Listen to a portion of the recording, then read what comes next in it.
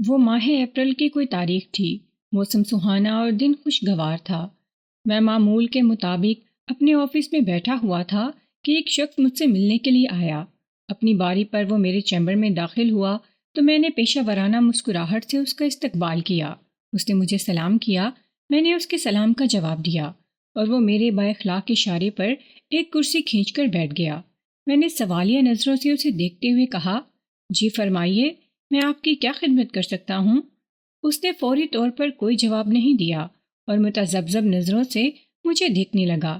میں نے واضح طور پر محسوس کیا کہ وہ ذہنی طور پر بری طرح الجھا ہوا تھا۔ وہ مجھ سے بہت کچھ کہنے آیا تھا، لیکن اس کی سمجھ میں نہیں آ رہا تھا کہ کیا کہے اور کہاں سے شروع کرے۔ میں اس سے کچھ پوچھے بغیر بغور اس کا جائزہ لینے لگا۔ اس کی عمر لگ بھگ 60 سال رہی ہوگی۔ رنگت سانولی، درمیانہ قد اور جسم متناسب۔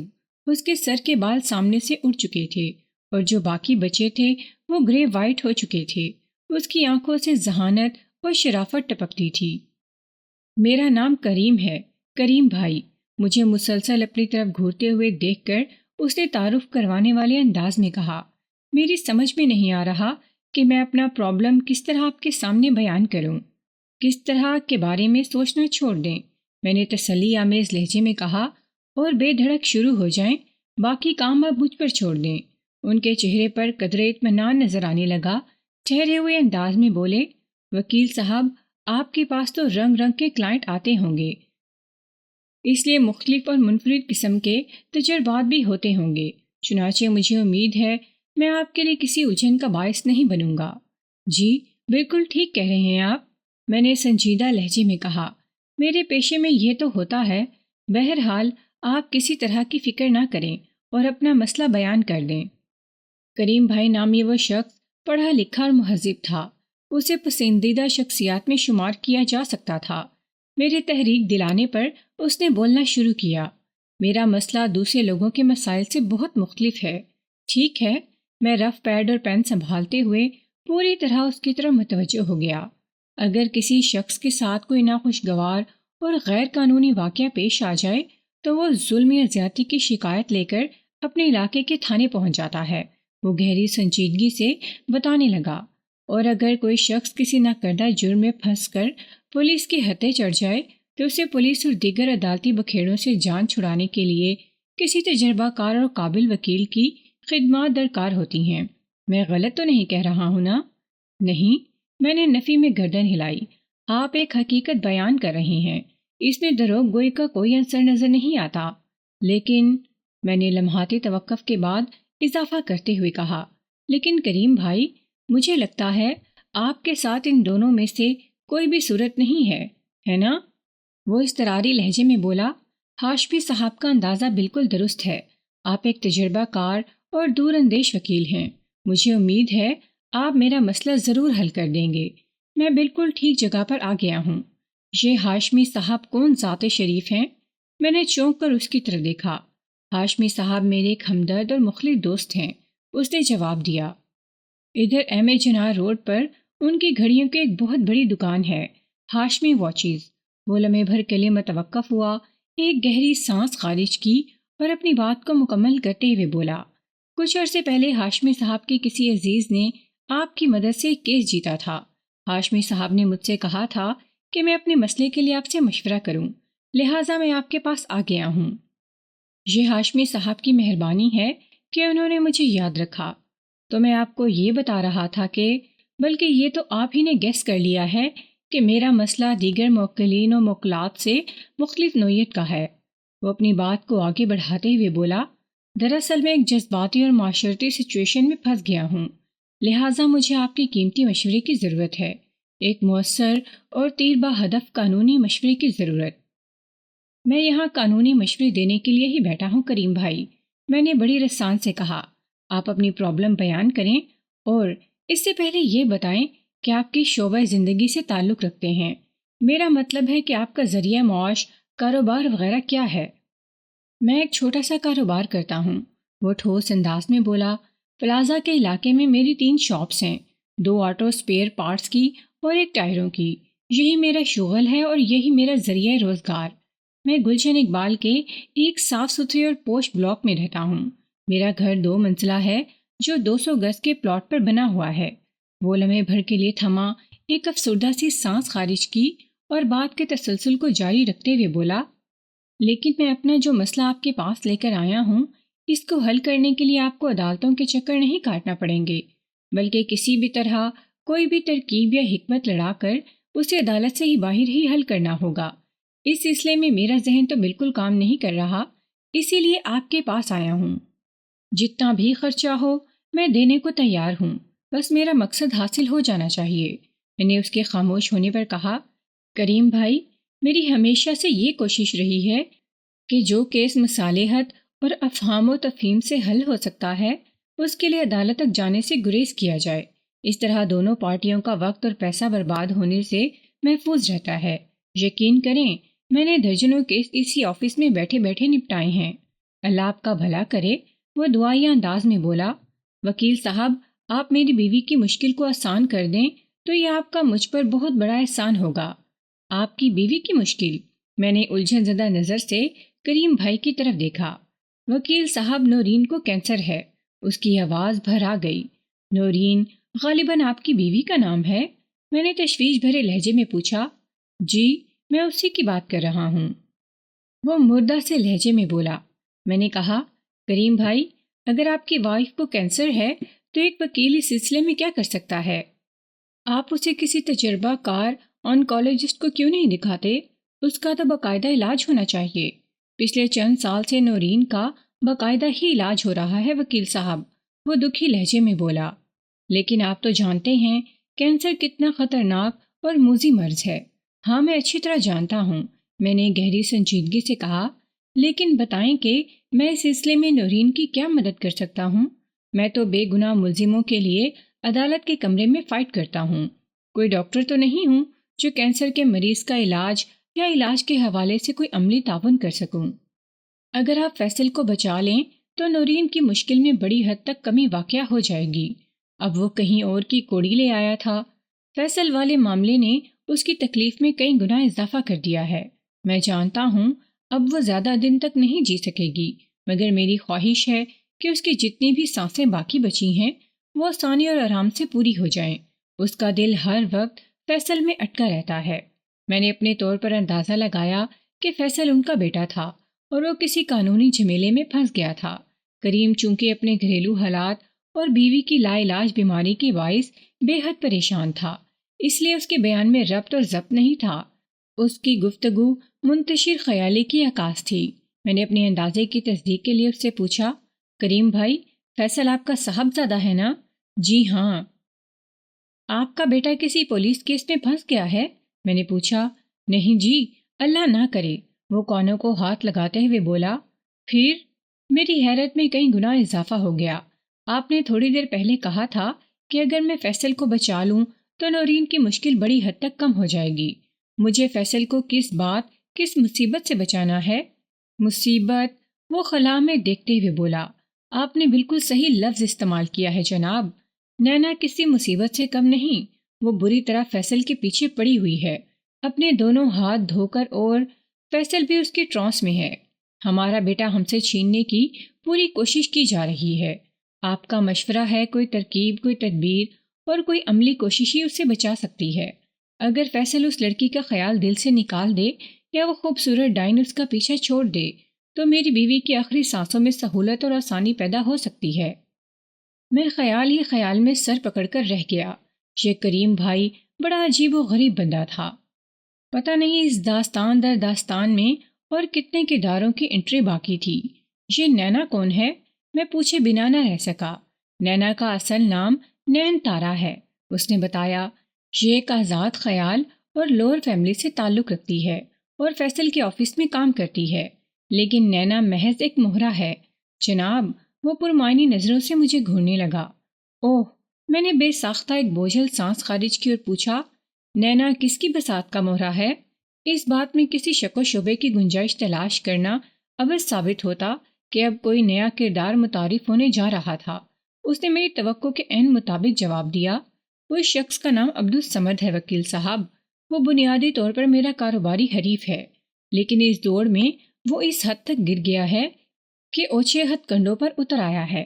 وہ لمحے بھر کو متوقف ہوا، پھر اپنی بات کو مکمل کرتے ہوئے بولا، جیسا کہ میں نے بتایا ہے، نینا فیصل کے آفس میں کام کرتی ہے، لیکن یہ پوری طرح سمد کے اشاروں پر ناچ رہی ہے۔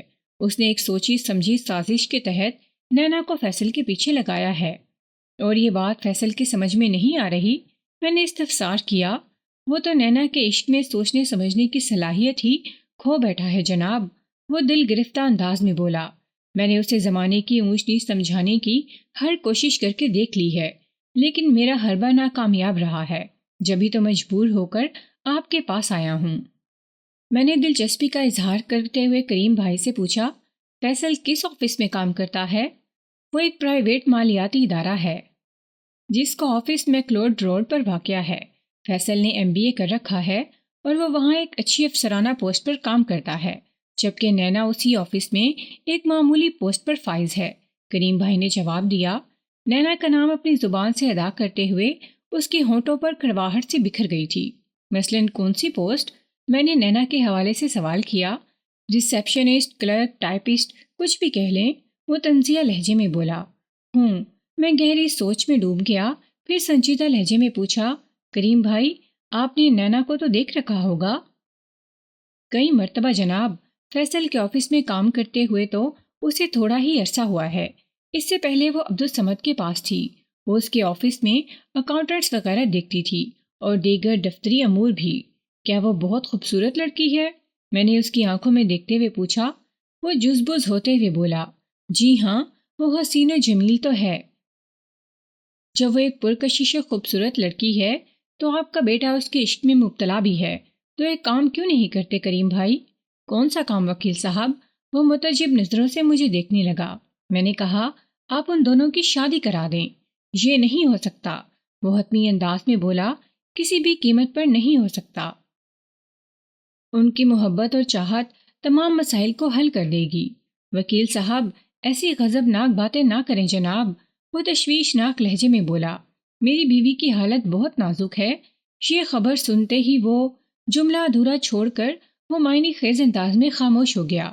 میں نے پوچھا، کیا نورین اس لیے نینا سے نفرت کرتی ہے کہ آپ کے خیال کے مطابق آپ کے کاروباری حریف عبدالصمد نے آپ کو نقصان پہنچانے کے لیے نینا کو فیصل کے پیچھے لگایا ہوا ہے، یا میں نے لمحاتی توقف کے بعد اضافہ کرتے ہوئے کہا، یا نورین کی ناپسندیدگی کا کوئی اور سبب ہے؟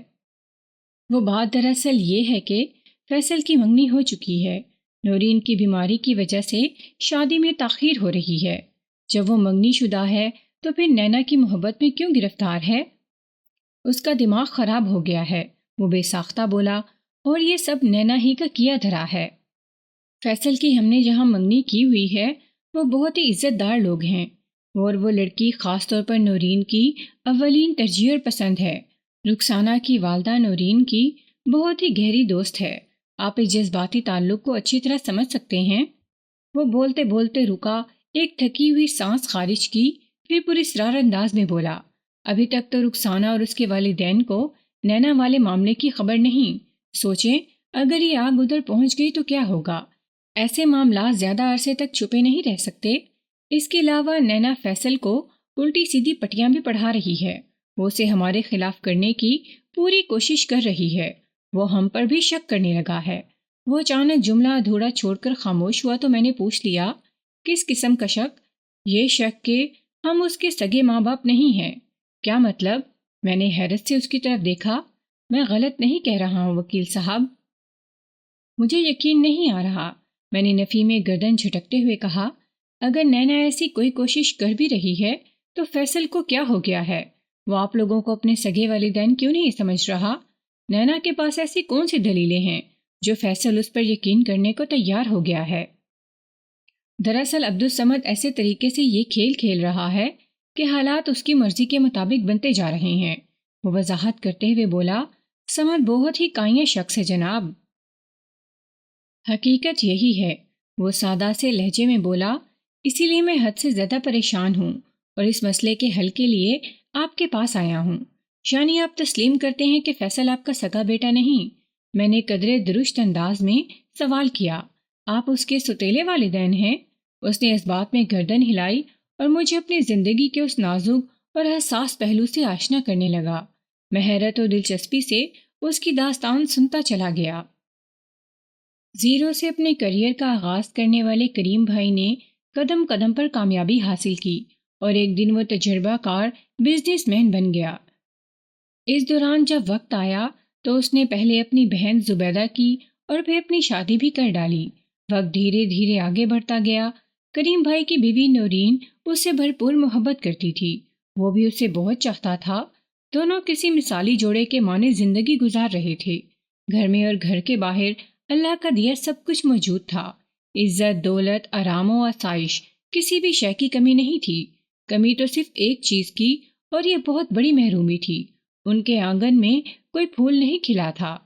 شروع کے چند سال تو پتہ ہی نہ چلا کہ کس طرح گزر گئے۔ پھر گھر سونا سونا محسوس ہونے لگا۔ یہ احساس پوری شدت کے ساتھ ان دونوں پر حاوی ہو گیا کہ ان کے گھر میں کسی ننھے جان کی کلکاریاں ابھرنا چاہیے، وہاں سے بھی بچے کے رونے اور ہمکنے کی صدائیں پیدا ہونی چاہیے، اور یہ سب اسی صورت ممکن تھا کہ وہ لوگ صاحب اولاد ہو جائیں، مگر یہ کسی بھی صورت ہو نہیں پا رہا تھا۔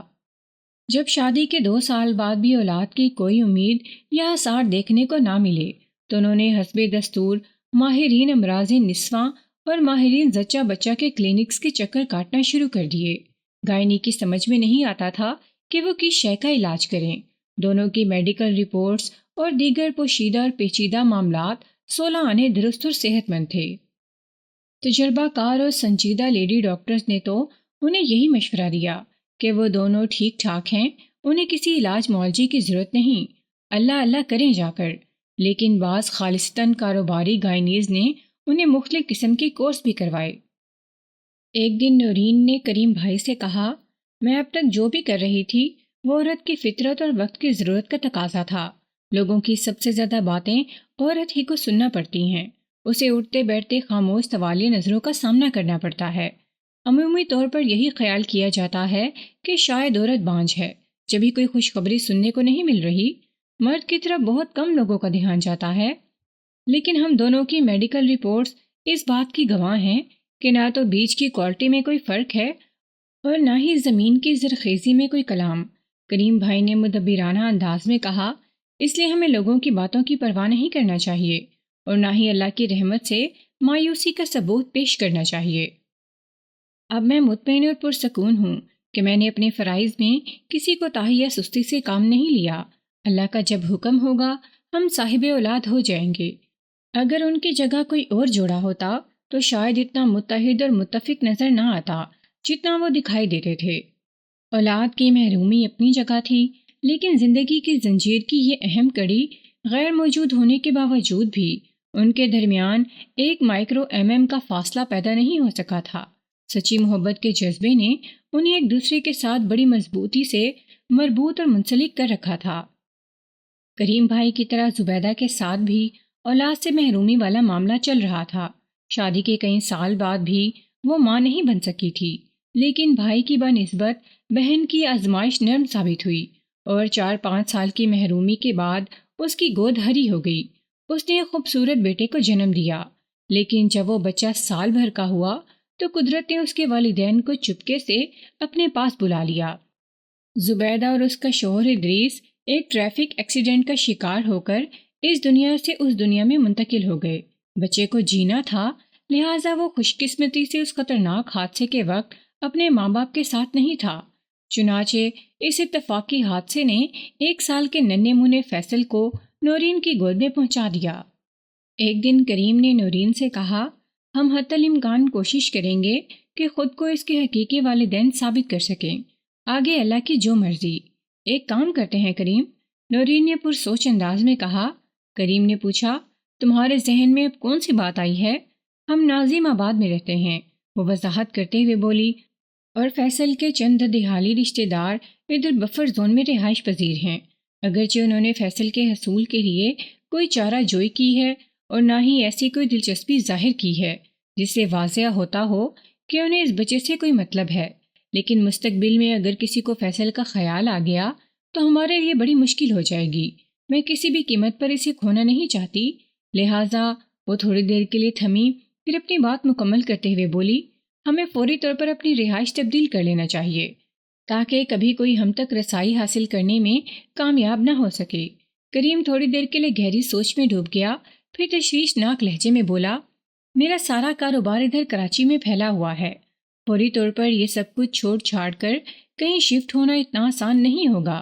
میں رہائش تبدیل کرنے کی بات کر رہی ہوں، نورین نے ٹھہرے ہوئے لہجے میں کہا، کراچی چھوڑ کر کسی اور ضلع میں بسنے کو نہیں کہہ رہی ہوں۔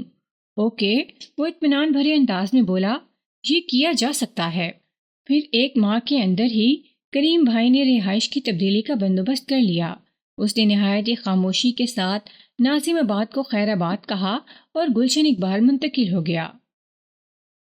یہ شفٹنگ اتنی احتیاط کے ساتھ اور چپ چاپ کی گئی تھی کہ اس کے ناظم آباد والے پڑوسیوں کو بھی خبر نہیں تھی کہ وہ کہاں جا رہے ہیں۔ یہ تمام احتیاطی تدابیر اس لیے اختیار کی گئی تھی تاکہ فیصل کی ددحال کا کوئی آدمی پوچھتے پاچھتے سراغ لگاتے ان تک نہ پہنچ جائے۔ فیصل کی پرورش، تعلیم اور نگہداشت پر دونوں میاں بیوی کی گہری نظر تھی۔ ان شعبوں میں فیصل کو کسی قسم کی کمی یا محرومی کا احساس نہیں ہوا اور اس نے مختلف نوعیت کے تعلیمی مدارس طے کرتے ہوئے بالآخر MBA کر لیا۔ کریم بھائی کی خواہش تو یہی تھی کہ فیصل اس کے بزنس کو سنبھالے۔ اس نے بزنس پڑھا تھا، لہٰذا اس شعبے میں کریم بھائی سے زیادہ آسانی سے ترقی کر سکتا تھا، لیکن اس نے اپنی فیصلہ نما خواہش کو فیصل پر تھوپنے کی کوشش نہیں کی، کیونکہ وہ بیٹے کی مرضی اور رجحان کو اچھی طرح جانتا اور سمجھتا تھا۔ فیصل چاہتا تھا کہ وہ کچھ عرصے کسی بڑے ادارے میں کام کرے گا، اس کے بعد اپنا انڈیپینڈنٹ بزنس سیٹ کرے گا۔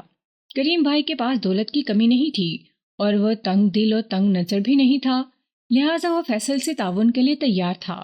فیصل اپنی پسند کے بزنس کے لیے اسے جتنی بھی دولت مانگتا وہ کبھی انکار نہ کرتا۔ فیصل تو ان کی زندگی کا آخری سہارا، ان کی آنکھوں کا تارا تھا۔ فیصل نے MBA کر لیا اور ایک معروف مالیاتی ادارے میں ملازم بھی ہو گیا، لیکن اس سے پہلے اور اس دوران میں چند ایسے واقعات بھی رونما ہوئے جو غیر معمولی ہونے کے ساتھ ساتھ اذیت ناک بھی تھے۔ فیصل اپنی تعلیم کے آخری مراحل میں تھا کہ نورین بیمار ہو گئی۔ یہ بیماری جب دنوں ہفتوں سے آگے بڑھ کر مہینوں میں داخل ہوئی تو اسپیشلسٹ وغیرہ کو اپروچ کیا گیا۔ تب مختلف نوعیت کے ٹیسٹ کے بعد پتہ چلا کہ نورین کو بریسٹ کینسر ہے۔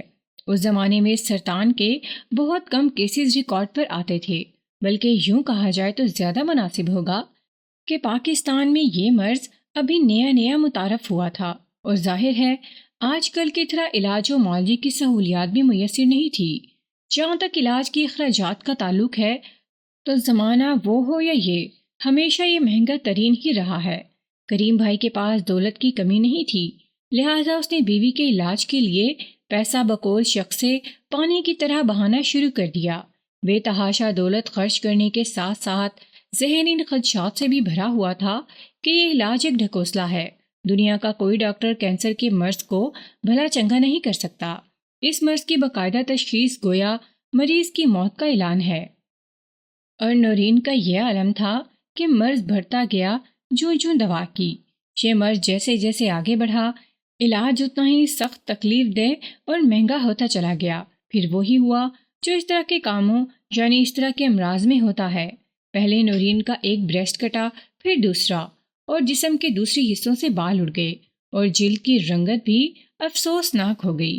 یہ سب ان خطرناک ادویات اور دیگر طریقہ علاج کا نتیجہ تھا جو کینسر سے لڑنے کے لیے اختیار کیا گیا تھا۔ پھر ایسا وقت بھی آیا کہ ڈاکٹروں نے نورین کو دیگر فیملی ممبر سے بالکل الگ رکھنے کی تجویز دی، چنانچہ اسے گھر کی بالائی منزل پر شفٹ کر دیا گیا۔ شروع میں ملاقاتیوں کو گھر کے اس حصے میں جانے اور نورین سے ملنے کی اجازت تھی، لیکن بعد ازاں اس کی بگڑتی ہوئی طبیعت اور خطرناک علاج کے باعث ان ملاقاتیوں پر پابندی لگا دی گئی۔ جب اسے یقین ہو گیا تھا کہ وہ کسی بھی صورت بچے گی نہیں، ایک روز اس نے کریم بھائی سے کہا، کریم، میں جانتی ہوں تم مجھ سے بہت محبت کرتے ہو۔ کریم اس کا ہاتھ تھامے قریب ہی بیٹھا ہوا تھا، بھرائی ہوئی آواز میں بولا، میں تم سے کتنی محبت کرتا ہوں اس کا تو مجھے اندازہ نہیں، لیکن میں اتنا ضرور جانتا ہوں کہ تمہاری مجھ سے محبت اس محبت سے کہیں زیادہ ہے۔ میں دراصل تم سے ایک خاص بات کرنا چاہتی ہوں۔ میرے لیے تمہاری ہر بات ہی خاص ہے، وہ نورین کا ہاتھ سہلاتے ہوئے بولا۔ خیر کہو، تم کیا کہنا چاہ رہی ہو؟ میرا خیال ہے یہ علاج روک دینا چاہیے، وہ چھت کو گھورتے ہوئے بولی۔ کریم بھائی پر جیسے بجلی سی گری، وہ چونکے ہوئے لہجے میں بولا، کیا مطلب؟ مطلب یہ کہ کریم، وہ گمبھیر انداز میں وضاحت کرتے ہوئے بولی، یہ بات تم بھی جانتے ہو، میں بھی جانتی ہوں، اور ہم دونوں سے کہیں زیادہ ڈاکٹر جانتا ہے کہ کینسر ایک لا علاج مرض ہے، اور میں آج کل علاج کے جن مراحل سے گزر رہی ہوں، اس کا مطلب یہ ہے کہ میری زندگی بہت زیادہ باقی نہیں بچی۔ تم جیسا چاہ رہی ہو ویسا میں نہیں کر سکتا نورین، کریم بھائی نے ٹوٹے ہوئے لہجے میں کہا۔ تمہارے علاج کے حوالے سے جب میرے پاس بیچنے کے لیے کچھ نہیں بچے گا تو میں اس وقت خود کو بیچ دوں گا، لیکن کسی بھی صورت تمہارے علاج سے ہاتھ نہیں کھینچوں گا۔ تمہاری مایوسی نے مجھے دکھی کر دیا ہے نورین۔ کریم، تم اس وقت بہت زیادہ جذباتی ہو رہے ہو۔ محبت و جذبات کے اظہار ہی کا نام ہے نورین۔ تو کیا میں تم سے محبت نہیں کرتی ہوں؟ میں نے ایسا کب کہا ہے، کب سوچا ہے؟ کریم بھائی بری طرح بوکھلا گیا۔ نہیں کہا اور نہ ہی سوچا ہے، وہ ٹھہرے ہوئے لہجے میں بولی، لیکن انسان کو اپنے جذبات کے اظہار میں بھی اہم باتوں کو کبھی فراموش نہیں کرنا چاہیے۔ میں اس موذی مرض کے ساتھ بھی سب کچھ یاد رکھے ہوئے ہوں، اور تم… نورین نے معنی خیز انداز میں جملہ ادھورا چھوڑ دیا تو وہ تڑپ کر بولا، میں نے کیا بھلا دیا ہے؟ فیصل کو۔ فیصل؟ کریم بھائی کی الجھن میں کئی گنا اضافہ ہو گیا۔ میں تمہاری بات کو سمجھ نہیں سکا ہوں نورین۔ میں سمجھتی ہوں اب جلد از جلد اس کی شادی ہو جانا چاہیے۔ میں یہ کام اپنی زندگی میں اپنے ہاتھوں سے کرنے کی خواہش مند ہوں، اور اس سلسلے میں نے کچھ سوچ بھی لیا ہے، بلکہ سوچا تو بہت پہلے تھا، اب عمل کا وقت آ گیا ہے۔ کریم بھائی اپنی بیوی کی صحت اور بیماری سے اچھی طرح واقف تھے۔ ان لمحات میں نورین جس تندرستی اور تازگی سے بات کر رہی تھی، اس پر کریم بھائی کو تعجب ہوا۔ بہرحال اس نے ایک مرتبہ پھر کوئی سوال اٹھانے کی کوشش نہیں کی اور دھیمے لہجے میں بولا، ہاں تو بتاؤ، تمہارے ذہن میں کیا ہے؟ تم نے کیا سوچا ہے؟ وہ گہری سنجیدگی سے بولی۔ کریم، تم نگہت سلیم کو تو جانتے ہو نا؟ ہاں، اچھی طرح جانتا ہوں، وہ جلدی سے اس بات میں گردن ہلاتے ہوئے بولا۔ نگہت کی بیٹی رخسانہ ہمارے فیصل کے لیے ہر لحاظ سے موزوں ترین ہے۔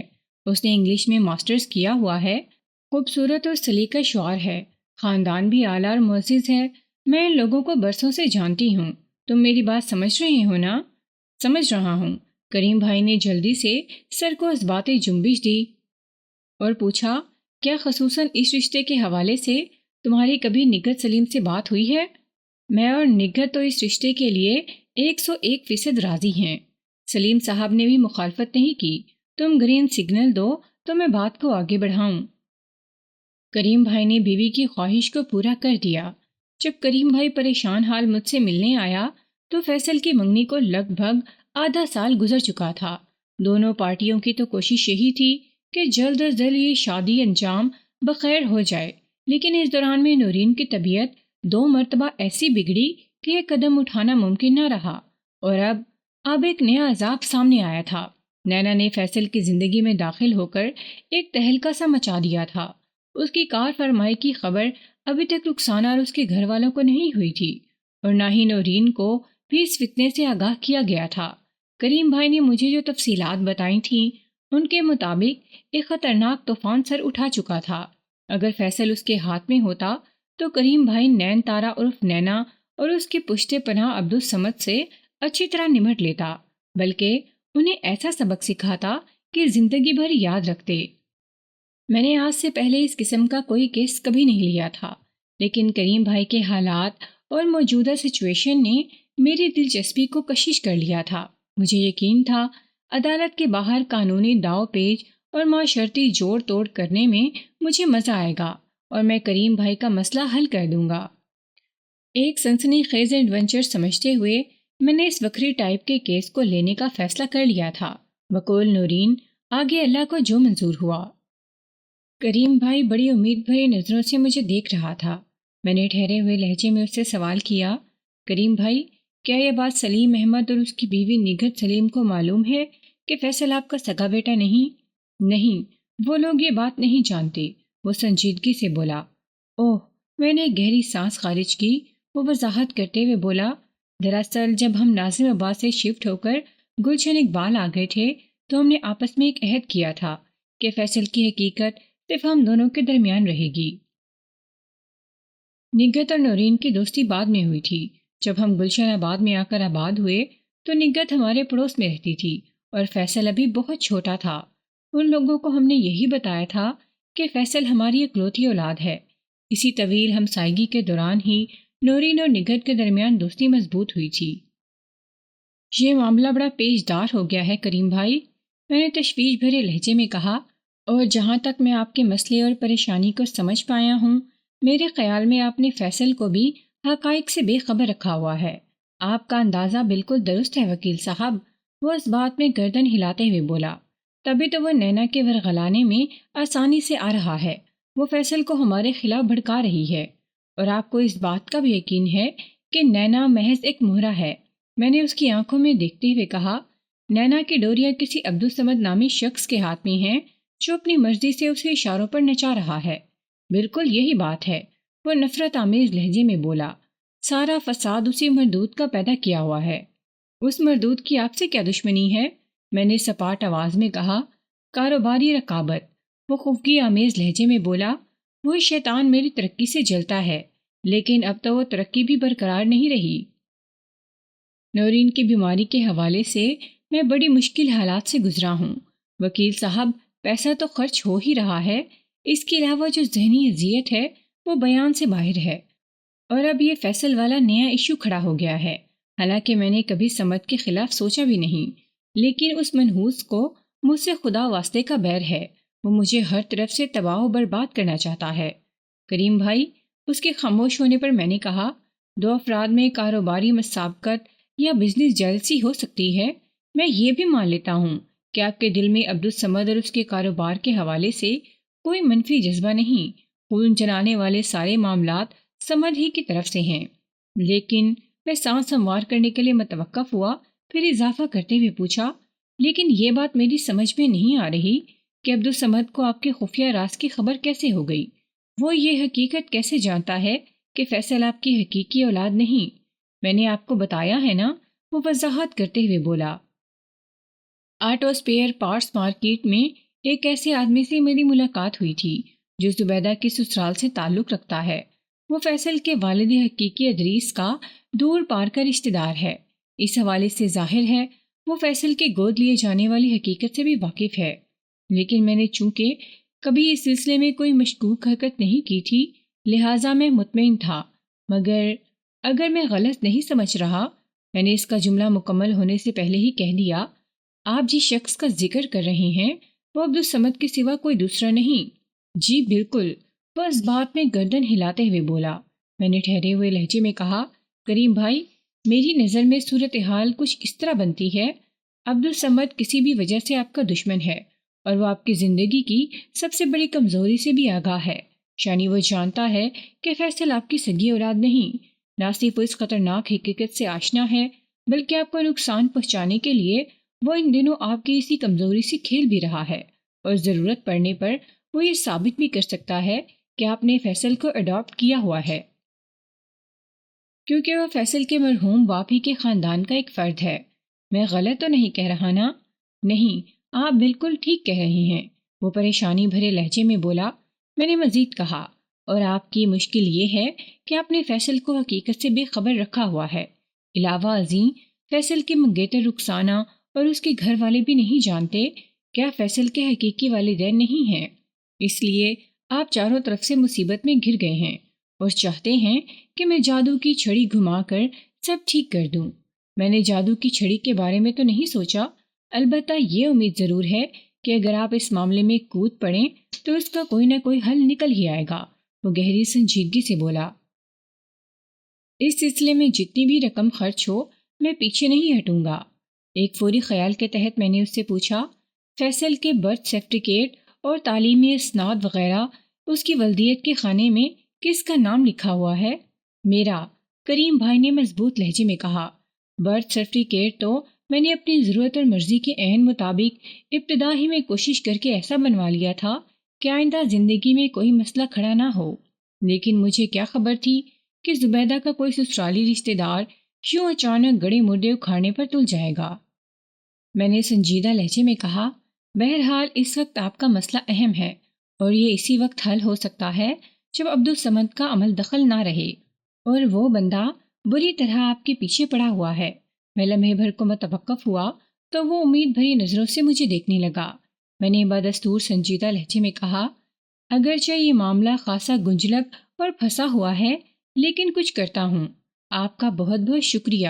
وہ ممنونیت بھرے لہجے میں بولا، آپ نے کچھ کرنے کی حامی بھری ہے تو مجھے یقین ہو چلا ہے کہ آپ میری پریشانی ضرور دور کر دیں گے، لیکن اس کام کے لیے آپ کو مجھ سے بھرپور تعاون کرنا ہوگا۔ میں ہر قسم کے تعاون کے لیے تیار ہوں وکیل صاحب، وہ فرما برداری سے بولا۔ میں نے چند لمحے سوچنے کے بعد کہا، پہلے تو مجھے عبدالصمد اور نینا کے بارے میں مکمل معلومات چاہیے، ہر نوعیت کی معلومات۔ پھر میرے استفسار پر کریم بھائی نے مطلوبہ معلومات مجھے فراہم کر دیں۔ میں نے کہا، اس کے علاوہ آپ 2-3 روز کے لیے مجھے ایک ایسا آدمی دیں گے جسے عبدالصمد اور نینا نہ جانتے ہوں۔ میں مذکورہ شخص کے ذریعے چند ایسی اہم معلومات اکٹھا کرنا چاہتا ہوں جو مضبوط منصوبہ بندی کے کام آئیں گی۔ ٹھیک ہے جناب، میں کل ہی آپ کا مطلوبہ بندہ آپ کے حوالے کر دوں گا۔ وہ اس بات میں گردن ہلاتے ہوئے بولا، وہ خاصا چلتا پرزہ قسم کا لڑکا ہے۔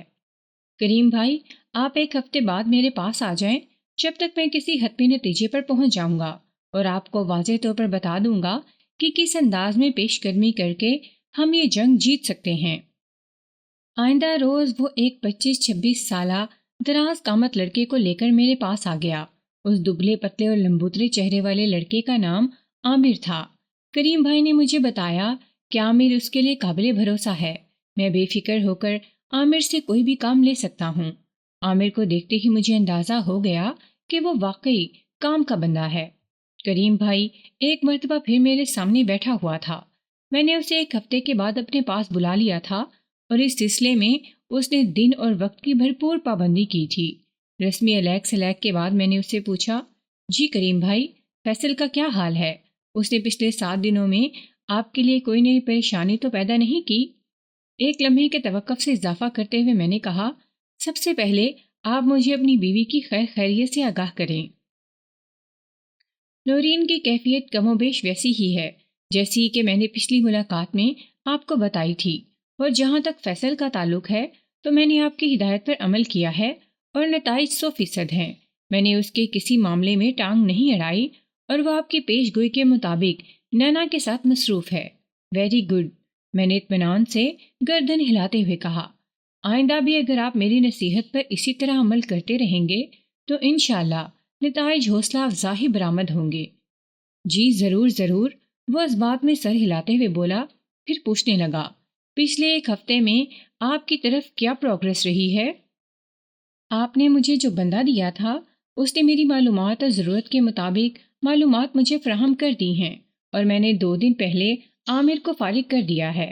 میں نے اس کے سوال کے جواب میں بتایا، اس جاسوسانہ تحقیق کی روشنی میں آپ کا دشمن عبدالصمد ایک انتہائی کمینہ اور سفاک شخص ثابت ہوا ہے، اور اس کا مہرہ یعنی نین تارا عرف نینا کسی فتنہ پرور چالاک لومڑی سے کم دکھائی نہیں دیتی۔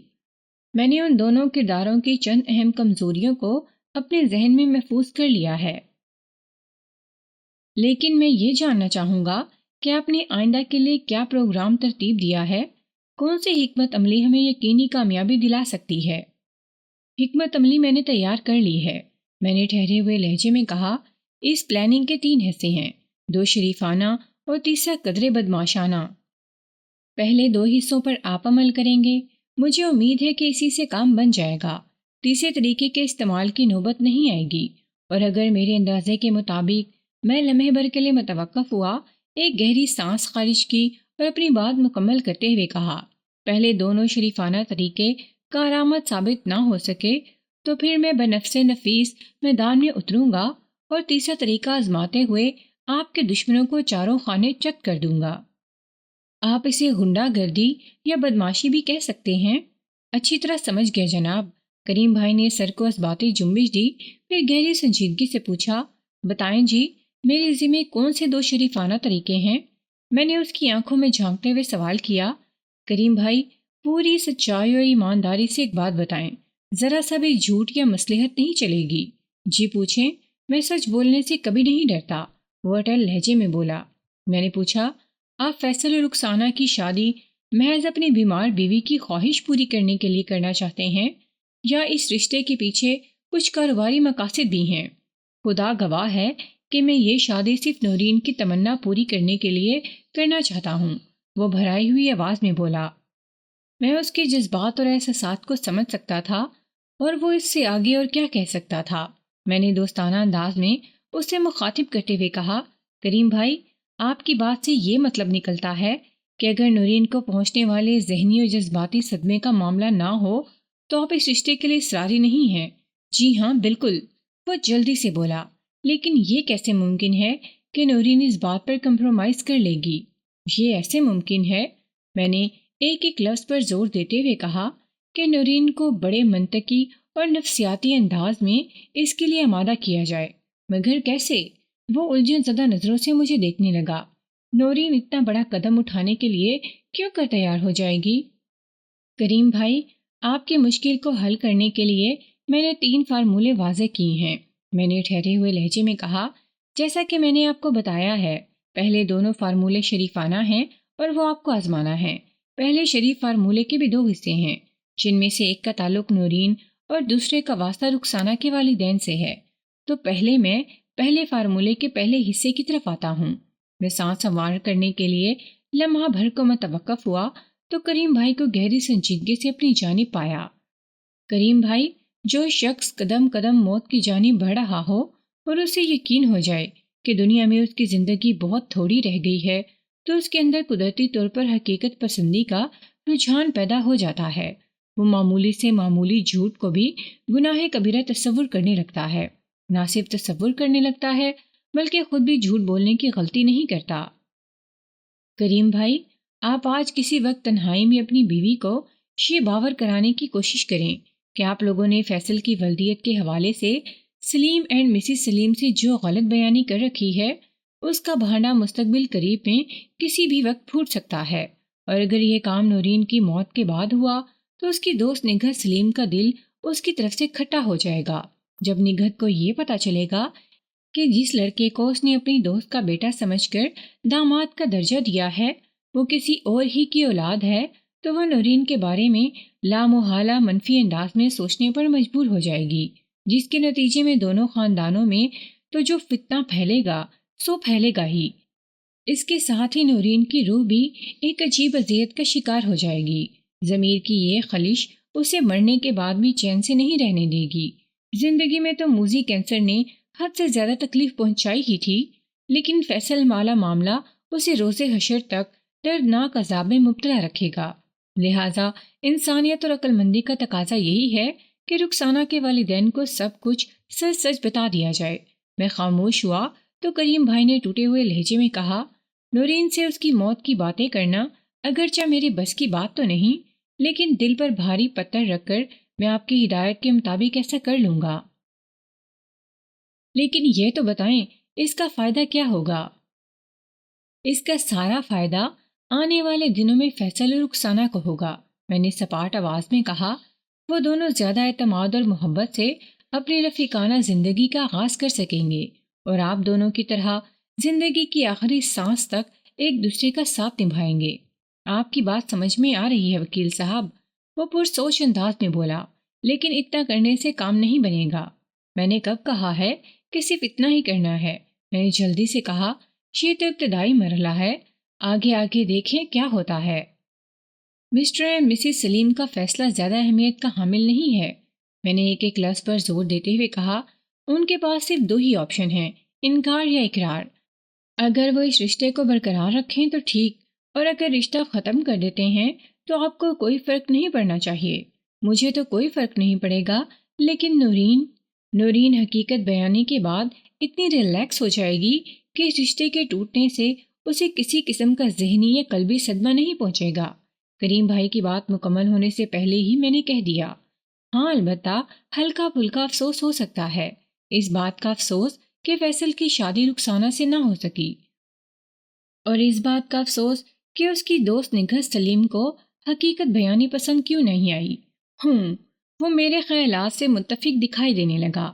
گہری سنجیدگی سے بولا، ٹھیک ہے، فرض کریں کہ میں نے نورین کو سچ بیانی کے لیے تیار کر لیا، آگے بتائیں کیا کرنا ہے؟ اگر نورین آپ کی بات مان لیتی ہے تو سمجھیں کہ پہلے فارمولے کا پہلا حصہ مکمل ہو گیا ہے۔ دوسرے حصے کے مطابق فیصل کی حقیقت نورین کی زبانی نگہت تک اور نگہت کی زبانی اس کی شوہر سلیم تک پہنچے گی، اور مجھے یقین ہے 1-2 روز ہی میں اس پیش رفت کے نتائج بھی برآمد ہو جائیں گے، ہاں یا نہ؟ وہ جلدی سے بولا، بالکل۔ میں نے اس بات میں گردن ہلائی اور مزید کہا، ان دونوں کے دوران میں آپ دوسرے فارمولے کے پہلے حصے پر عمل شروع کریں گے۔ کیا دوسرے فارمولے کے بھی ایک سے زیادہ حصے ہیں؟ وہ تعجب خیز نظروں سے میری طرف دیکھتے ہوئے بولا، ہاں۔ میں نے زیر لب مسکراتے ہوئے کہا، میں نے بڑی محنت اور احتیاط سے جنگ کا یہ نقشہ ترتیب دیا ہے۔ میں نے اس بساط پر مہرے کچھ اس انداز سے سجائے ہیں کہ کوئی جنگی جرنیل بھی دیکھے تو اش اش کر اٹھے۔ بہت بہت شکریہ وکیل صاحب، آپ دوسرے حصے یعنی دوسرے فارمولے کی تفصیلات بیان فرمائیں۔ میں اسے بتانے لگا، پہلے فارمولے کی طرح دوسرے فارمولے کے بھی 2 حصے ہیں۔ پہلے حصے میں یعنی انہی 2 دنوں کے دوران میں آپ کسی وقت فیصل کو لے کر بیٹھیں گے، اس سے کوئی بات نہیں چھپائیں گے، لیکن جو بھی سچ اسے بتائیں گے وہ آپ کے زاویے سے ہوگا تاکہ فیصل پر آپ کی گرفت قائم رہے۔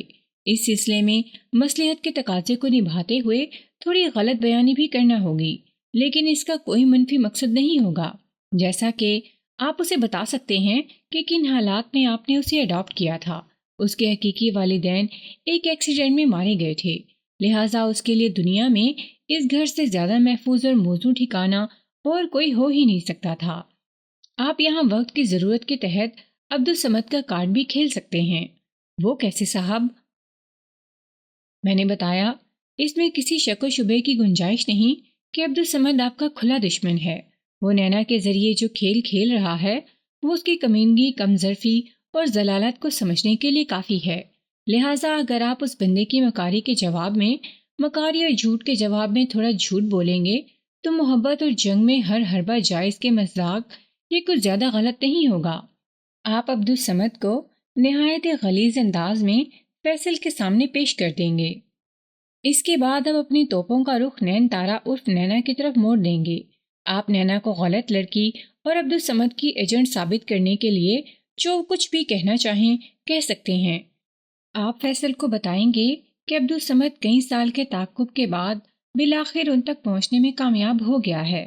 وہ آپ کا کاروباری حریف بھی ہے اور فیصل کا دشمن بھی۔ نینا کچھ عرصے پہلے اسی کے پاس کام کرتی تھی۔ عبدالصمد کے اشارے پر نینا نے فیصل والے آفس میں جاب حاصل کی ہے تاکہ اگر ایک طرف عبدالصمد آپ کو کاروباری طور پر نقصان پہنچائے تو دوسری جانب نینا اس کے منصوبے کے مطابق فیصل کو محبت اور عشق کے جال میں پھنسا کر اس کی توجہ رخسانہ پر سے ہٹا دے۔ آپ فیصل کو یہ بھی بتائیں کہ عبدالصمد کو نورین کی بیماری کا پوری طرح علم ہے۔ وہ رخسانہ والے رشتے کو خراب کر کے فیصل کی ممانی کو ٹارچر کرنا چاہتا ہے۔ ابھی تک صمد کو اس کے منصوبے میں پوری طرح کامیابی حاصل ہے کیونکہ فیصل نینا کی محبت کو اصلی سمجھ کر اس کا دیوانہ بنا بیٹھا ہے، جبکہ وہ لڑکی محض ایک ڈرامے کا کردار ہے۔ کریم بھائی، آپ فیصل کو عبدالصمد اور نینا کے حوالے سے جو کچھ بھی بتائیں گے وہ باتوں کے بھوت کا ٹریٹمنٹ ہے۔ اگر آپ کی بات فیصل کی سمجھ میں نہ آئی تو پھر لاتوں کے بھوت والا ٹریٹمنٹ آزمانا ہوگا۔ وہ بڑی فکر مندی سے مجھے دیکھتے ہوئے بولا، تو کیا آپ فیصل کی پٹائی وغیرہ کی بات کر رہے ہیں؟ فیصل کے دل اور دماغ پر نینا کے عشق کا بھوت سوار ہے۔ میں نے ایک لفظ پر زور دیتے ہوئے کہا، ہے کہ نہیں؟ بالکل ہے وکیل صاحب۔ وہ جلدی سے اس بات میں گردن ہلاتے ہوئے بولا، اسی وجہ سے تو ساری خرابی پیدا ہوئی ہے۔ اگر خرابی پیدا ہوئی ہے تو اسے ہم دور کرنے کی تگودوہی میں تو لگے ہوئے ہیں۔ میں نے معتدل انداز میں کہا، نینا کے سراب عشق کی تپش فیصل کے دماغ کو چڑھی ہوئی ہے، لیکن میں فیصل کو یقین کیسے دلا سکوں گا؟ وہ میری بات پوری ہونے سے پہلے ہی بول اٹھا۔ میں نے گہری سنجیدگی سے کہا، آپ فیصل کو بتائیں گے کہ آپ نینا کی محبت کو کھوکھلا اور جھوٹا ثابت کر سکتے ہیں، اور یہی دوسرے فارمولے کا دوسرا حصہ ہوگا۔ بات تو پھر وہی ہے وکیل صاحب۔ وہ گنجلک نظروں سے مجھے تکنے لگا۔ میں نے فیصل کی نگاہ میں نینا کو کس طرح گرا سکتا ہوں، اسے کیسے فراڈ ثابت کر سکتا ہوں؟ اس کا طریقہ میں آپ کو بتاؤں گا، میں نے مستحکم لہجے میں کہا، لیکن اس وقت جب آپ 1.5 فارمولے کو آزما کر ان نتائج کے ساتھ میرے پاس آئیں گے، اور میرا خیال ہے آنے والے 2-3 روز میں یہ کام بآسانی ہو جائے گا۔ وہ معنی خیز انداز میں سر کو اثباتی جنبش دینے کے بعد بولا، اس کا مطلب ہے وکیل صاحب، آپ کے ہاتھ میں نینا کی کوئی ایسی کمزوری آ گئی ہے جس کی بنا پر اس کی مکاری اور عیاری کو فیصل کی نظر میں کھولا جا سکتا ہے۔ آپ کا اندازہ 100% درست ہے۔ میں نے صاف گوئی کا مظاہرہ کرتے ہوئے کہا، مجھے نہیں بتائیں گے؟ وہ شاکی نظروں سے مجھے دیکھنے لگا۔ ابھی نہیں، پہلے آپ وہ ہوم ورک کر لیں جو میں نے آپ کو دیا ہے، نیا لیسن اس کے بعد ملے گا۔ وہ معنی خیز انداز میں مجھے دیکھتا چلا گیا۔ تھوڑی دیر کے بعد وہ مجھے سلام کر کے رخصت ہو گیا۔ منظر اسی دفتر کا تھا اور میرے سامنے کریم بھائی بیٹھا ہوا تھا۔ پہلے میں نے اس کی کارگزاری سننا چاہی، رسمی لیک سے لیک کے بعد میں اصل موضوع پر آ گیا۔ جی کریم بھائی، کیا تیر مار کر آ رہے ہیں آپ؟ جو تیر آپ نے دیے تھے وہ سارے چلا دیے، وہ خوش دلی سے بولا۔ پھر اس کا لہجہ قدرے افسردہ ہو گیا، مگر معاملہ آخر میں آ کر الجھ گیا ہے۔ وہی ہوا جس کا مجھے خدشہ تھا۔ فیصل یہ ماننے کو تیار نہیں کہ نینا اسے فریب کر رہی ہے۔ میں نے اپنی تسلی کی خاطر پوچھ لیا، باقی مراحل تو سب ٹھیک رہے نا؟ باقی سب تو ٹھیک رہا، مگر نینا والا معاملہ اس کی عقل میں نہیں آ رہا۔ اس نے ذرا رک کر ایک تھکی ہوئی سانس خارج کی اور سوالیہ نظروں سے مجھے دیکھتے ہوئے بولا، اب آپ وہ فارمولہ بتائیں جس کا ذکر کیا تھا۔ ایفائے عہد کی بڑی اہمیت ہے کریم بھائی، میں نے ٹھوس لہجے میں کہا۔ اگر میں نے آپ سے وعدہ کیا تھا تو اسے پورا بھی کروں گا، میری بات غور سے سنیں۔ میں نے سمجھانے والے انداز میں کہا، کریم بھائی، آج رات آپ کو پھر فیصل کے ساتھ کسی پرسکون جگہ پر بیٹھ جائیں اور اس سے کہیں کہ اگر وہ نینی کی محبت کی حقیقت تک پہنچنا چاہتا ہے تو ایک تجربہ کر کے دیکھ لے۔ وہ میری بات مکمل ہونے سے پہلے ہی بول اٹھا۔ اس سے اس کی بےتابی کا اندازہ ہوتا تھا۔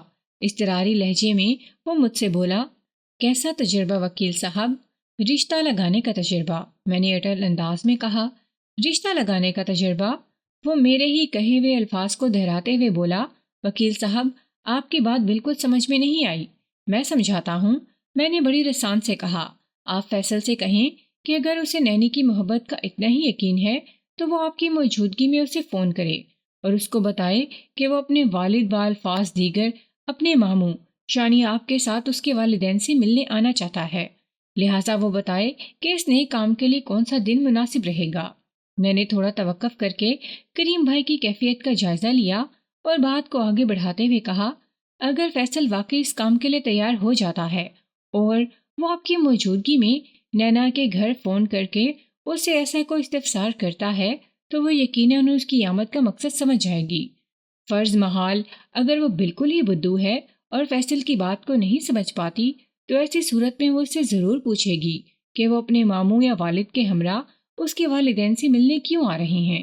ایسی صورت میں فیصل واضح الفاظ میں اسے بتا دے گا کہ وہ اس کے رشتے کی بات کرنے آ رہے ہیں۔ یہ تو بڑی گڑبڑ ہو جائے گی جناب۔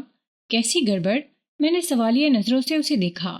وہ فکر مندی سے بولا، اگر نینا نے اس بات کے لیے حامی بھرتے ہوئے فیصل کو کوئی دن بتا دیا تو فیصل کا یقین اور بھی پختہ ہو جائے گا اور پھر مجھے فیصل کی شادی نینا سے کرنا ہوگی۔ ایسا کچھ نہیں ہوگا کریم بھائی، گویا آپ کو یقین ہے؟ وہ بے یقینی سے میری طرف دیکھتے ہوئے بولا کہ نینا اسے صاف منع کر دے گی۔ جی ہاں، پکا یقین ہے، میں نے چٹانی لہجے میں کہا۔ وہ متذبذب نظروں سے مجھے دیکھتے ہوئے بولا، مگر کیوں؟ اس لیے کہ وہ اپنے رشتے کے سلسلے میں کسی بھی پارٹی کو اپنے گھر بلانے کی حماقت نہیں کر سکتی۔ میں نے بڑے واضح الفاظ میں کریم بھائی کو حقیقت سے آشنا کرتے ہوئے کہا، کیونکہ وہ آلریڈی منگنی شدہ ہے۔ کیا؟ کریم بھائی کی آواز حیرت سے پھٹی جا رہی تھی۔ جی ہاں کریم بھائی، میں نے اس کی آنکھوں میں دیکھتے ہوئے وضاحت کر دی، وہ اپنے خالہ زاد شکیل سے منسوب ہے، جو گرد مندر کے علاقے میں واقع پارٹی ڈیکوریشن والوں کی ایک دکان پر کام کرتا ہے۔ میں شکیل سے کسی کام کے بہانے مل چکا ہوں، وہ مجھے نہیں جانتا اور نہ ہی میرے ارادوں سے واقف ہے۔ اگر گھی سیدھی انگلی سے نکلتا نظر نہ آیا تو مجھے مجبوری میں اپنی انگلی کو ٹیڑھا کرنا پڑے گا۔ اگر میری ہنرمندی سے شکیل کو نینا اور فیصل کے کرتوتوں کا پتہ چل گیا تو وہ نینا کے ساتھ تو جو سلوک کرے گا وہ کرے گا ہی، لیکن اس کے ساتھ ہی وہ فیصل کی دھنائی بھی کر دے گا۔ یہی وہ تیسرا فارمولہ ہے جسے میں نے بدماشی کا نام دیا ہے۔ میں نے ایک بار پھر توقف کیا اور مزید کہا، مگر میں کوئی فتنہ گری نہیں چاہتا۔ اگر یہ کام آسانی اور سہولت سے ہو جاتا ہے تو ٹھیک، بصورت دیگر مرتا کیا نہ کرتا کہ مزداق کچھ نہ کچھ تو کرنا ہی پڑے گا نا کریم بھائی۔ میں نے دوستانہ انداز میں کہا، نینا کا کانٹا نکالنے کے لیے میں نے آپ کو ترکیب بتا دی ہے۔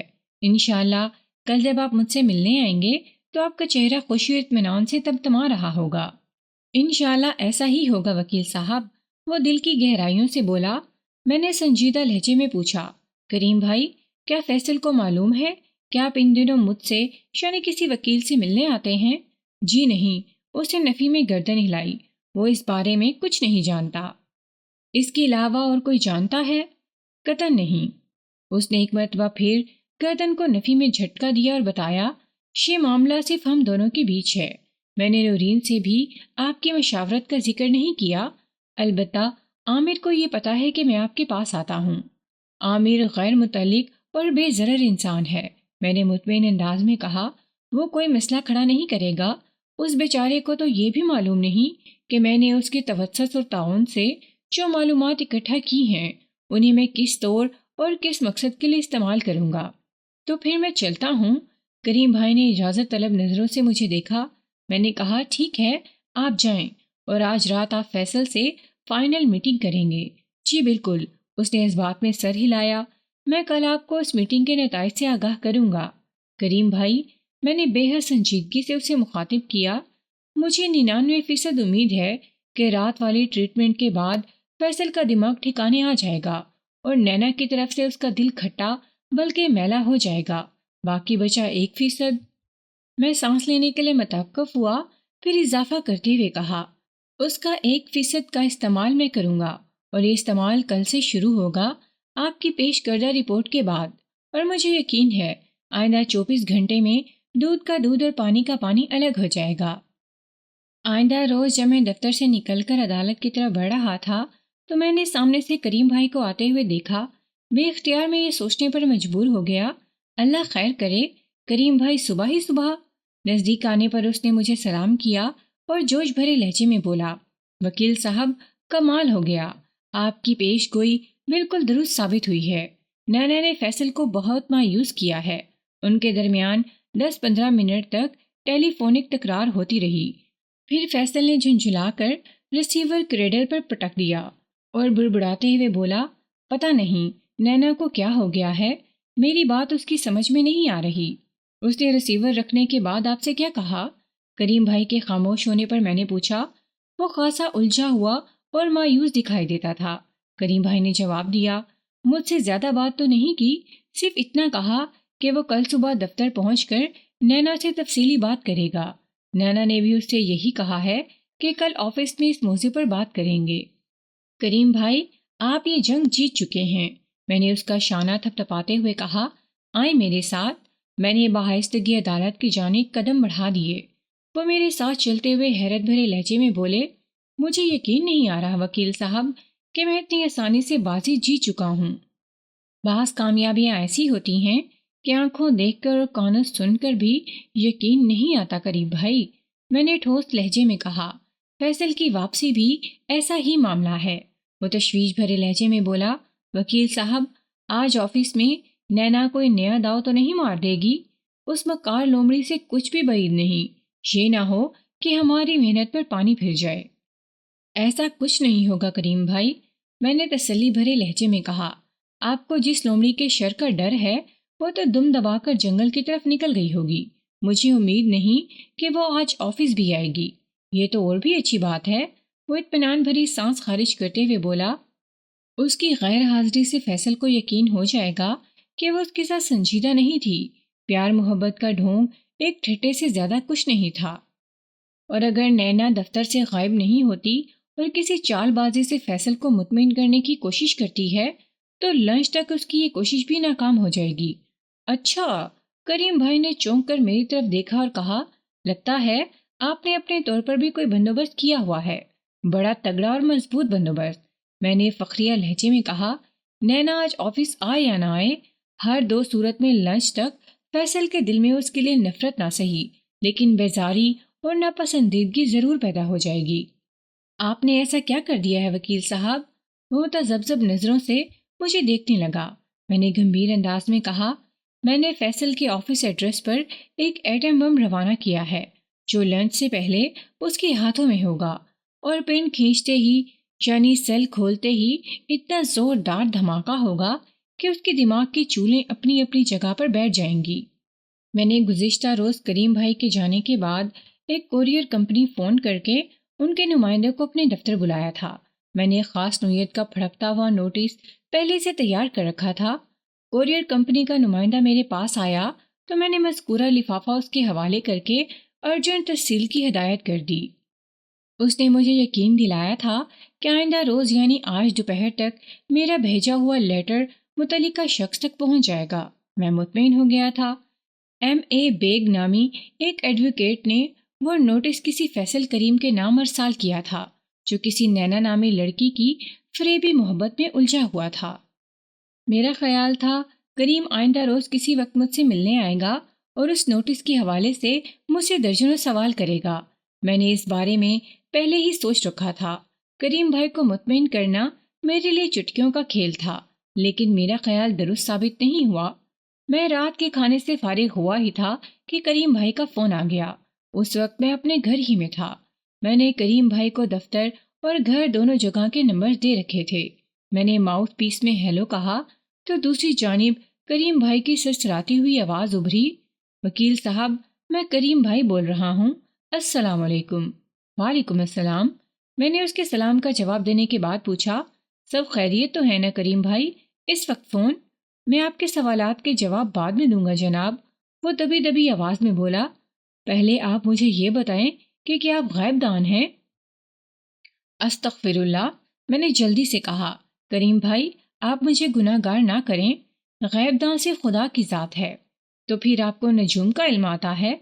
اس کی آواز اور لہجے کے اتار چڑھاؤ سے مجھے یہ اندازہ لگانے میں ذرا بھی دقت محسوس نہ ہوئی کہ وہ اس لیے اتنا محتاط ہے کہ کوئی اس کی آواز نہ سن لے۔ وہ اس وقت اپنے گھر کے نمبر سے بات کر رہا تھا جہاں صرف 3 افراد رہتے تھے، نورین، فیصل اور خود کریم بھائی۔ میں نے اس کے استفسار کے جواب میں کہا، میں نجومی بھی نہیں ہوں کریم بھائی، آپ پہیلیاں نہ بجھوائیں اور یہ بتائیں کہ آخر مسئلہ کیا ہے۔ آپ نجومی نہیں ہیں، لیکن آپ کی پیش گوئی پوری ہو گئی کہ آج نینا آفس نہیں آئے گی۔ وہ اپنے جوش کو دباتے ہوئے بولا۔ فیصل نے فون پر اس سے رابطہ کرنے کی کوشش کی مگر کامیابی نہیں ہوئی۔ پھر اسے ایک نوٹس موصول ہوا جو کسی شکیل نامی شخص نے اپنے وکیل بیگ کے توسط سے اسے بھجوایا ہے۔ میں جانتا ہوں بیگ شانی مرزا امجد بیگ آپ ہیں، اور شکیل وہ بندہ ہے جس کے بارے میں آپ نے مجھے بتایا تھا کہ وہ نینا کا منگیتر ہے۔ فیصل نے یہ نوٹس مجھے دکھایا۔ وہ سخت پریشان ہے۔ تھوڑا بہت پریشان تو میں بھی ہوں، لیکن وہ سانس لینے کے لیے متوقف ہوا، پھر سلسلہ کلام کو جاری رکھتے ہوئے بولا، بہرحال میں نے فیصل کو تسلی دی ہے اور اس سے کہا ہے کہ ایک تجربہ کار وکیل سے میری دوستی ہے، ہم جا کر اس سے مشورہ کرتے ہیں۔ فیصل گاڑی نکالنے کے لیے گیا ہے، ہم ابھی اور اسی وقت آپ کے گھر آ رہے ہیں، باقی معاملات آپ کو سنبھالنا ہوں گے۔ میں عموماً گھر پر کلائنٹ سے ملاقات نہیں کرتا، میں نے صاف گوئی کا مظاہرہ کرتے ہوئے کہا، لیکن کریم بھائی آپ کا کیس چونکہ منفرد نوعیت کا ہے اس لیے آپ بے دھڑک مجھ سے ملنے آ سکتے ہیں۔ لگتا ہے اس کیس کے تابوت میں آخری کیل ٹھونکنے کا وقت آ گیا ہے۔ آپ کو میرا گھر ڈھونڈنے میں کوئی پریشانی تو نہیں ہوگی؟ بالکل نہیں وکیل صاحب، وہ پر اعتماد لہجے میں بولا۔ ٹھیک ہے تو میں آپ کا انتظار کر رہا ہوں۔ ایک بات ذہن میں رکھیے گا، وہ محتاط لہجے میں بولا۔ کون سی بات؟ میں نے پوچھا۔ نوٹس بیگ صاحب کی طرف سے بھیجا گیا ہے، وہ وضاحت کرتے ہوئے بولا۔ میں اسی لیے فیصل کو لے کر آپ کے دفتر نہیں آیا کہ ہمارا راز نہ کھل جائے۔ آپ کو یہ ظاہر نہیں ہونے دینا کہ آپ ہی بیگ ہیں۔ بے فکر ہو جائیں کریم بھائی، میں نے تسلی بھرے لہجے میں کہا۔ آپ فیصل کے سامنے مجھے وکیل صاحب، امجد صاحب اور مرزا صاحب وغیرہ کہہ کر مخاطب کیجیے گا، اس طرح بات نبھ جائے گی۔ وہ دونوں میرے سامنے بیٹھے تھے۔ کریم بھائی بے حد پریشان نظر آنے کی کوشش کر رہا تھا، جبکہ فیصل کے چہرے سے ندامت و خجالت جھلکتی تھی۔ کریم نے نہایت ہی مختصر الفاظ میں مجھے صورتحال سے آگاہ کیا، جس میں فیصل کو معصوم اور سیدھا سادہ لڑکا ثابت کرتے ہوئے نینا کو چال باز لڑکی کے روپ میں پیش کیا گیا تھا۔ آخر میں وہ نوٹس والا لفافہ میری جانب بڑھاتے ہوئے بولا، مرزا صاحب، میں نے ساری سچائی آپ کو بتا دی ہے۔ اس معاملے میں میرے بیٹے فیصل کا کوئی قصور نہیں۔ قصور اگر ہے تو اس آوارہ لڑکی نینا کا، جو منگنی شدہ ہونے کے باوجود بھی میرے بیٹے سے پیار کی پینگیں بڑھا رہی تھی۔ ویسے میں سمجھتا ہوں نینا کے منگیتر نے بالکل صحیح قدم اٹھایا ہے۔ ایک غیرت مند مرد یہی کر سکتا ہے۔ اس قسم کے معاملات زیادہ عرصے تک چھپے نہیں رہتے۔ یقیناً شکیل کو بھی کہیں نہ کہیں سے ان کے تعلقات کی بھنک مل گئی ہوگی، پھر ہو سکتا ہے اس نے خود بھی نینا کی نگرانی کی ہو۔ وہ سانس لینے کے لیے متوقف ہوا، پھر اضافہ کرتے ہوئے بولا، آپ اس نوٹس کو پڑھیں گے تو صورتحال واضح ہو جائے گی۔ اس نوٹس کا مضمون کچھ اس طرح کا تھا، شکیل نامی ایک شخص نے اپنے وکیل ایم اے بیگ کے توسط سے فیصل کو دھمکانے کی کوشش کی تھی کہ وہ نینا اور فیصل کے بیچ پروان چڑھنے والے معاملات سے آگاہ ہو چکا ہے، لہٰذا وہ اسے تنبیہ کرتا ہے کہ وہ اس کے منگیتر سے دور رہے اور عرصہ 10 یوم میں وہ کسی وکیل ہی کے توسط سے پکے کاغذ پر اس نوٹس کا جواب دے، جس میں اس بات کی یقین دہانی کرائی گئی ہو کہ وہ آئندہ کبھی نینا سے ملے گا اور نہ ہی اس کے قریب آئے گا۔ نینا کو کنٹرول کرنے کا شکیل نے خود ذمہ لے لیا تھا۔ میں نے اس نوٹس کو میز پر ڈال دیا اور کریم بھائی کی طرف دیکھتے ہوئے کہا، سچویشن خاصی گمبھیر بلکہ سنگین ہے۔ ایک بات پوچھوں؟ اس کا بالکل درست جواب دیجیے گا۔ امجد صاحب، آپ جو کچھ پوچھنا چاہتے ہیں پوچھیں، کریم بھائی بے تابی سے بولا۔ میں بھلا آپ سے کیوں غلط بیانی کروں گا؟ میں نے سن رکھا ہے، اگر نتائج کی چاہت ہو تو دائی سے پیٹ، ڈاکٹر سے مرض اور وکیل سے حقائق نہیں چھپانا چاہیے۔ آپ نے بالکل ٹھیک سن رکھا ہے کریم بھائی، میں نے تائیدی انداز میں کہا، پھر پوچھا، اس نوٹس میں نینا اور فیصل کے جن روابط کی بات کی گئی ہے، اس میں کس حد تک حقیقت ہے؟ فیصل سے یہ نادانی ہوئی ہے مرزا صاحب، شکیل کا دعویٰ غلط نہیں، کریم بھائی نے بھرائی ہوئی آواز میں کہا، اور یہ اپنی غلطی پر نادم بھی ہے۔ آپ نے تو مجھے بتایا تھا کہ فیصل کے ایک معزز خاندان میں منگنی کر دی گئی ہے۔ میں نے تنزیہ نظروں سے فیصل کو دیکھتے ہوئے کہا، اس کے باوجود بھی؟ امجد انکل، میں آپ کو بتاتا ہوں۔ میں نے سوالیہ انداز میں جملہ ادھورا چھوڑا تو فیصل مجھ سے مخاطب ہوتے ہوئے بولا، ڈیڈی نے مجھے نینا اور اس کے گرو عبدالصمد کے بارے میں سب کچھ تفصیلاً بتا دیا ہے۔ مجھے یقین ہو گیا ہے کہ نینا میرے ساتھ کھلواڑ کر رہی تھی، اسے مجھ سے کبھی محبت تھی ہی نہیں۔ وہ ڈیڈی کو نقصان پہنچانے کے لیے محض عبدالصمد کے اشاروں پر ناچ رہی تھی اور میں اس کے جال میں آ گیا۔ وہ سانس لینے کو متوقف ہوا، پھر جذباتی لہجے میں بولا، مجھے بڑی شدت سے اپنی غلطی کا احساس ہوا ہے اور میں اپنے کیے پر شرمندہ بھی ہوں۔ میں نے ڈیڈی سے وعدہ کیا ہے کہ ہمیشہ کے لیے نینا کو اپنے دل و دماغ سے کھرچ کر پھینک دوں گا، بلکہ میں تو اب اسے شدید نفرت کرنے لگا ہوں۔ مجھے فیصل پر اور اس کے وعدے پر کامل بھروسہ ہے مرزا صاحب، کریم بھائی نے مخصوص قسم کی اداکاری جاری رکھتے ہوئے کہا، مجھے امید ہے کہ کبھی شکایت کا موقع نہیں دے گا۔ کیوں بھائی فیصل؟ میں نے فیصل کی آنکھوں میں دیکھتے ہوئے پوچھا، اپنے ڈیڈی کو آئندہ ایسی مصیبت میں تو نہیں ڈالو گے؟ سوال ہی پیدا نہیں ہوتا جناب، وہ یقین سے بولا، یہ پہلا اور آخری موقع تھا۔ شاباش، میں نے سراہنے والے انداز میں کہا، یہ میں اس لیے بھی پوچھ رہا ہوں کہ اس نوٹس کا جواب میرے توسط سے جائے گا اور ایک طرح سے میں تمہارا ضمانتی بھی ہوں گا۔ تم مجھے معافی نامے کا گواہ بھی سمجھ سکتے ہو۔ دراصل میں ایم اے بیگ صاحب کو اچھی طرح جانتا ہوں، یہ عموماً کرمنل کیس لیتے ہیں۔ دیکھنے میں یہی آیا ہے کہ جرائم پیشہ افراد ان کی طرف رجوع کرنا زیادہ پسند کرتے ہیں۔ مجھے تو نینا کا منگیتر شکیل بھی خاصا ٹیڑھا بندہ لگتا ہے، تم ان لوگوں سے دور ہی رہو تو اچھا ہے۔ آپ بالکل مطمئن ہو کر نوٹس کا جواب دیں مرزا صاحب، کریم بھائی نے مضبوط لہجے میں کہا، ہماری وجہ سے آپ کو کبھی شکایت نہیں ہوگی۔ میں نے ایم اے بیگ اور شکیل کے حوالے سے جو بھی خطرناک باتیں کی تھیں وہ محض فیصل کو ڈرانے کے لیے کی تھیں، تاکہ آئندہ کے لیے اس کے پائے استقامت میں کوئی لغزش نہ آ پائے۔ وہ اس کھیل کا مرکزی کردار تھا، اگر وہ مضبوط ہو جاتا تو پھر کریم بھائی کے لیے کسی ڈر، خوف یا پریشانی کی کوئی بات نہیں تھی۔ میں یہ سب کچھ ایک نیک مقصد کے لیے کر رہا تھا، اسی لیے قدرت بھی میرا ساتھ دے رہی تھی۔ کریم بھائی، مجھے اچھا نہیں لگا کہ اس معمولی سے کام کے لیے میں کل آپ لوگوں کو اپنے دفتر بلاتا۔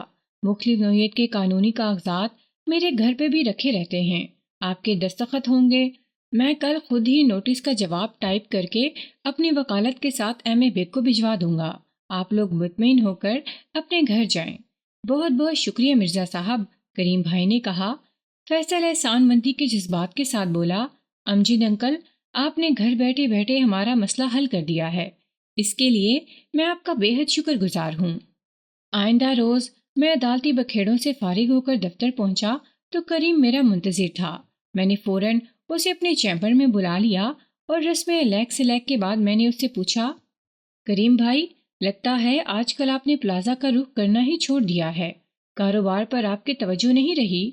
کل سے باقاعدہ دکانوں پر جاؤں گا۔